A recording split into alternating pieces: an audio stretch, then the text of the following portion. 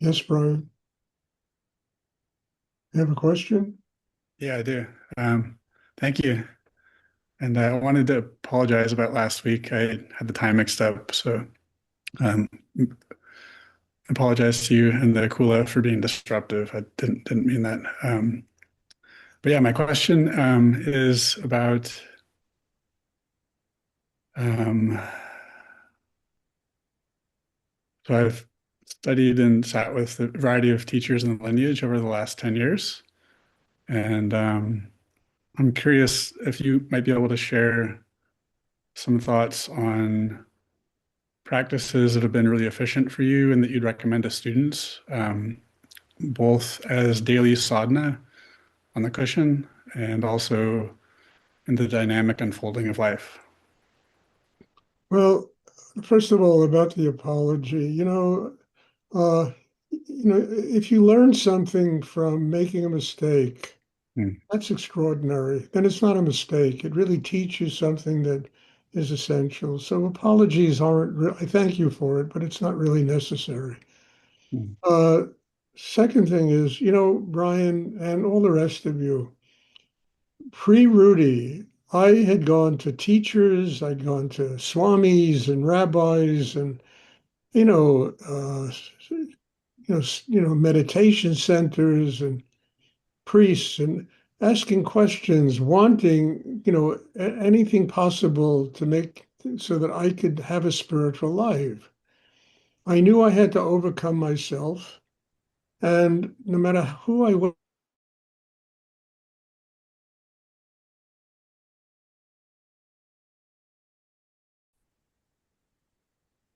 it was the first time that somebody showed me a meditation exercise that worked.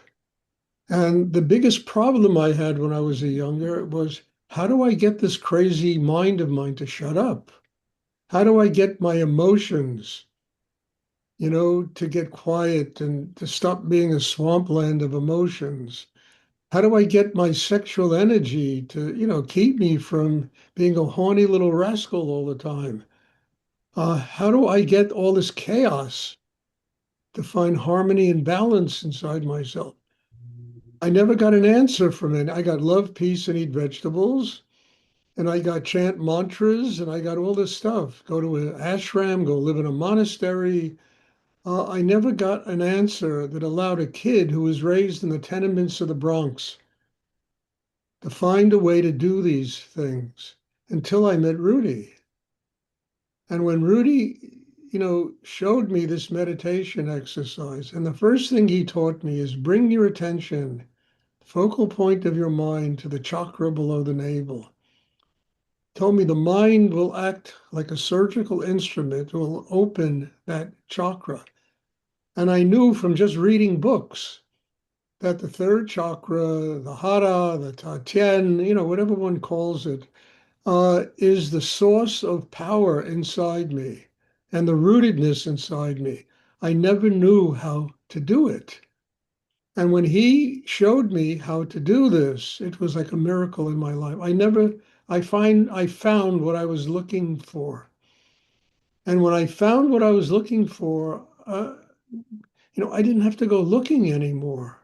I was no longer on a journey in search of what can help me to have a spiritual life. I had found something that worked. And the more I applied it to my inner work, to my inner self, the quieter I became, the stronger I became. My heart began to open, the more patience I had with other people, and even patience with myself. The more I was able to listen to other people and learn from them. And the first thing that happened is I began to grow as a human being. And I began to think, why do I need another practice? I have found something that really works. And I did it. And it took me such a long, I mean, it made it possible for me to be sitting here today.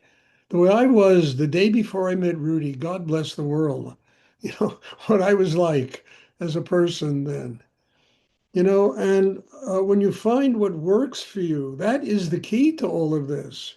whether it's what I teach here or somewhere else, or, I am not in competition with anybody. I am very grateful when people find, if it's not what I do, if they find something that really works for them, they're not jerking themselves off, doing something because they think they're supposed to do it, that really works, that really gives them foundation, that really opens the chakra system, develops an inner life, gives them a connection with infinite energy in the universe. They have the strength inside themselves to live in the world and work out their karma,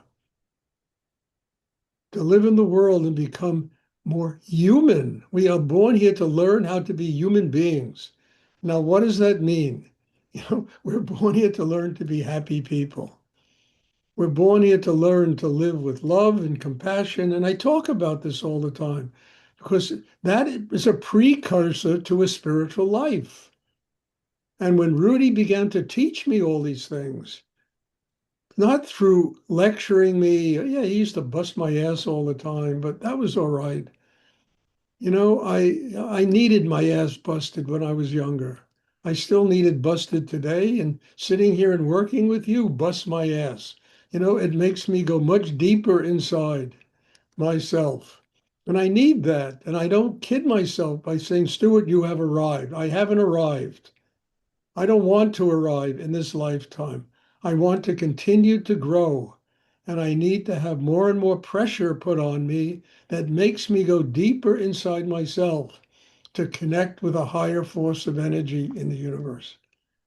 So, what I'm saying is, if you find something that works for you, whatever it is, it could be Zen, it could be going to church, it could do it. Do it. Don't do it in a half-assed way. Do it in a profound way. Do it in a way that really enables you to develop, first of all, the highest levels of your own humanity.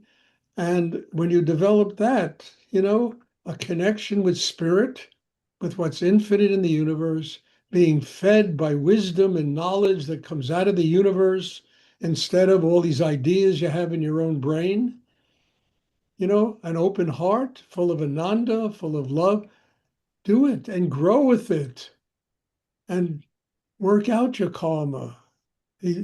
And, so it's not just this. If this doesn't work for somebody, it's all right. I'm not, as I say, I'm not in competition with the world, but one has to find something that really works, not something that, gives you kind of a little kick, that gives you a little kick and gets you a little high, and then 10 minutes later, you're back in your head again with all those, polarized problems and conflicts and who's right and wrong and et cetera, et cetera, et cetera. But works. And if it really works for you, you will do it over a long period of time. Because what works for you works incrementally. It doesn't work like a thunderbolt out of the sky or a lightning bolt that hits you in the crown chakra and suddenly you're enlightened. It works incrementally over time, slowly. Mm. And that's the best way for something to work.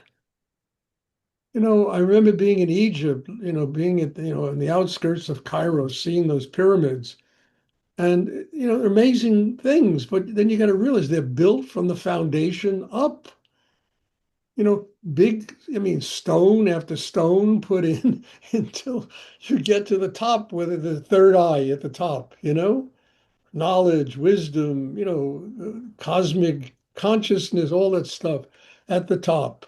But it's built a brick at a time, slowly, of maybe over 100 years.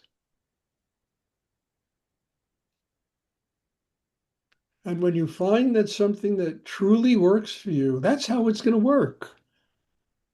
You're going to go through little wars in yourself. Why am I here? When I went through those, why am I having my ass kicked by Rudy every day? Why can't I do something? I mean, I used to go through this. And then I say, schmuck, where are you going to find another teacher? Like, who's going to teach you like this? Where are you going to find somebody who even cares enough about you to kick your ass every day with love in his heart?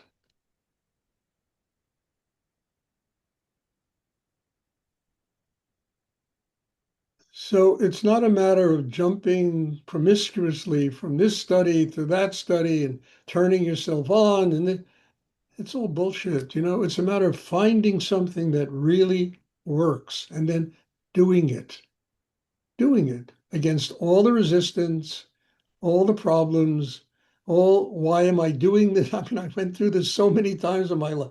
Why am I doing this? And what, who needed? Let me get the hell out of here. It's crazy. And then where am I going to go? Who's going to teach me? How am I going to find something that was deeper than I found studying with Rudy? God bless him. Yesterday was his birthday. And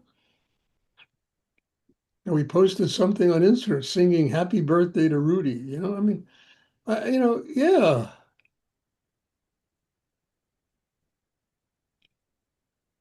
And then you find gratitude. You truly find what works for you. And the universe begins to work for you. You're not bouncing, it's not a promiscuous form of going to this and that, retreat center and that ashram and and getting turned on each time, but never sustaining it and never learning how to truly work against the one person who is keeping you from having a spiritual life, and that's yourself. Rudy taught me that. I was the one person I had to master in order to connect with God. And the exercise he showed me enabled me to learn how to do this, what I'm talking about.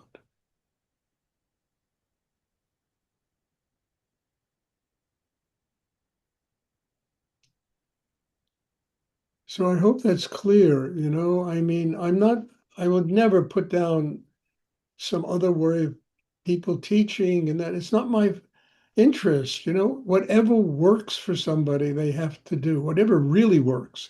Not, as I say, they're jerking themselves off into thinking that this is working and it really isn't, but it really works. It really pits you against yourself and makes you master yourself, master the chaos inside, the difficulty, the problems, the tensions. It doesn't just space you out in some kind of world that, I mean, you can smoke a joint and do the same thing.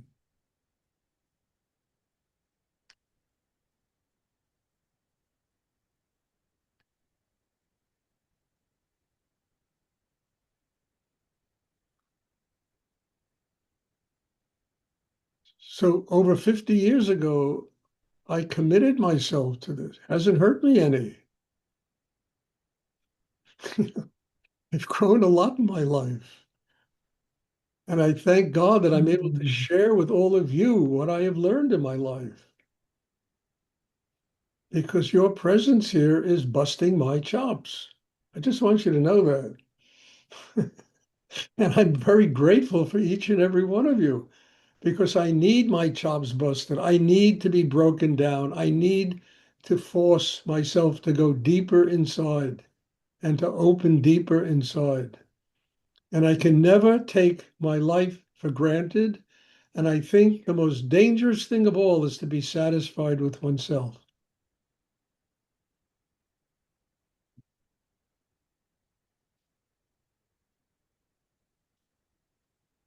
I mean, I remember once I told Rudy, I said to him, Rudy, thinking of going to India to study, maybe to go to an ashram. And he looked at me with a little smile on his face. Stuart, if you go to India, the only thing that's going to grow is your ass. He told me. He said, well, my ass is big enough. I said, I need a much deeper work. He really told me that. The only thing that'll grow is your ass.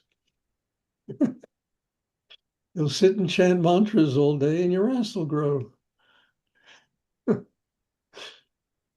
So God bless him. His basic Brooklynese wisdom was exactly what I needed in my life to remind me that there was a person I needed to master, and it was me. Mhm. And I had found a way to do it, and don't start running around looking for other ways if you found something that really works.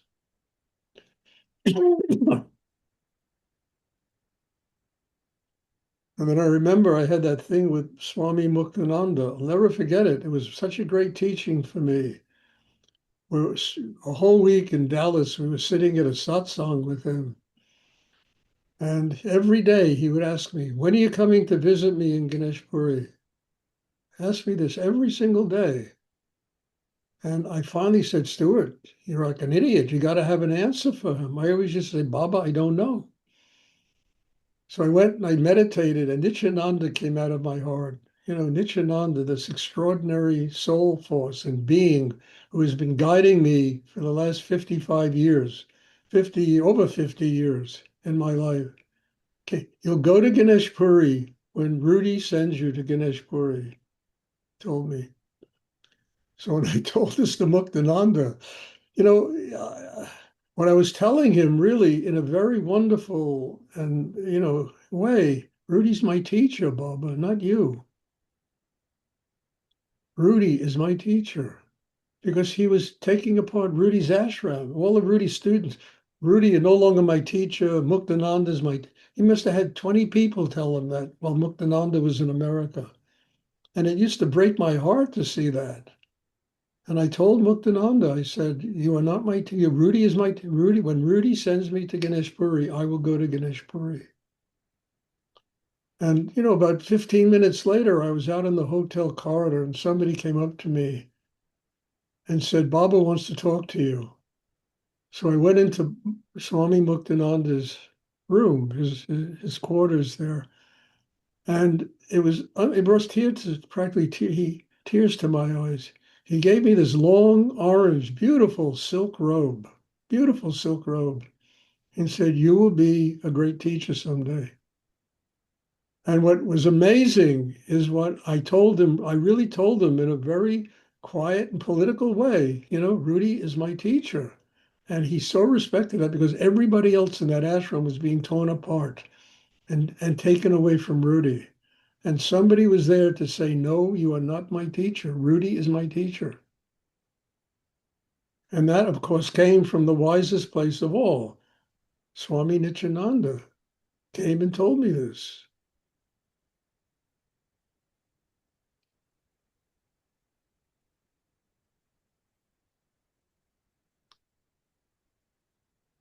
So if you find what works for you, do me a favor, do it. I'm not asking you to be my student. If you find what works, if this doesn't work, you got to find something that works. And then you have to do it over a long period of time.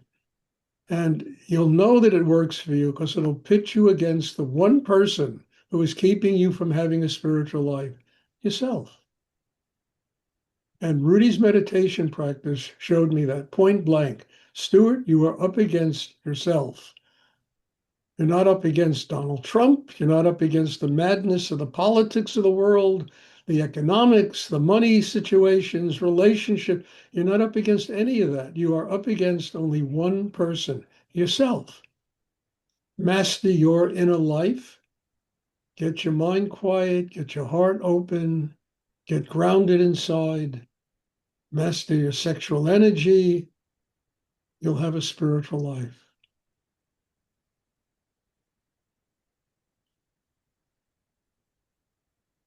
And that's why I've been doing this meditation for a very, very long time. It's the only reason. And if you don't believe this, you shouldn't be doing this. I really mean it. Find something else that makes you believe what I'm talking about. You should. I'm not looking for students. I'm looking for people that really want a spiritual life. And I know the only way they're going to get it is they got to get free of themselves.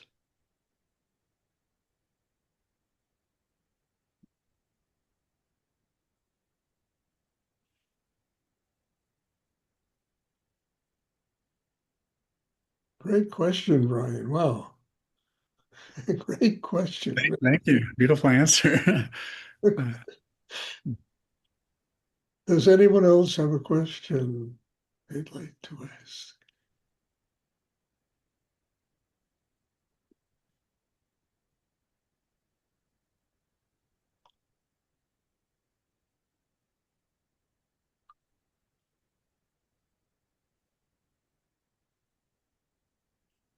Okay.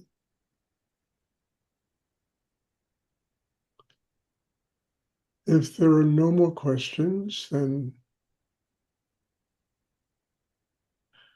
wow. No, it's really growing here, and I'm so grateful to be part of this. And I'll tell you a very interesting thing that's going on. I've been doing these podcasts, and literally all over the world. I did one in Poland 2 days ago with a really nice guy. We had a great time. We did about an hour talk, and it turned out it was supposed to be an hour. It turned out to be an hour and 15 minutes. And we just had a great time talking, and he was listening. It was great. I know there are people, I'm not sure they're in the class today, from Poland. And it might be an interesting thing to kind of look that guy up. He broadcasts his podcasts, and that one will be I'm not even sure when they broadcast these things. They're supposed to notify me. And, India, I've done about 6, 7 of them in India now. And now I get invitations. I had this guy in India sent me a list of 20 podcasts that he produced and told me just choose anyone you want to be on, and we'll welcome you to be on it. It's really interesting, what's going on. And I'm just grateful. I hope, this whole thing about what I teach and Rudy's meditation practice, my book, Rudra Meditation, it finds a life. It could find a life all over the world. And I think that would be really wonderful where people could, not everybody, but, look, if 10 people find it, then it's a total success, you know? So I'm very grateful that all this is, a lot of stuff's going on for me now. And at this point in my life, I should be living in retirement somewhere under a palm tree, playing golf somewhere, And my life is renewing itself. It's like unbelievable. I'm starting all over again. God bless. Thank God for that, because I'd be terrible in retirement. I really would be. It would be a nightmare as a retired person. Does anyone else have a question they'd like to ask? And all of you, some of you are even a little older than me, but you're going to get older. And you don't want to get older and wind up sitting and playing bridge all day in some retirement home. It just sounds like a freaking nightmare where you can get older and have revitalized energy and new projects and things to do, and life is fantastic. Instead of sitting there with a bunch of, octogenarians playing bridge all day, complaining about your illnesses.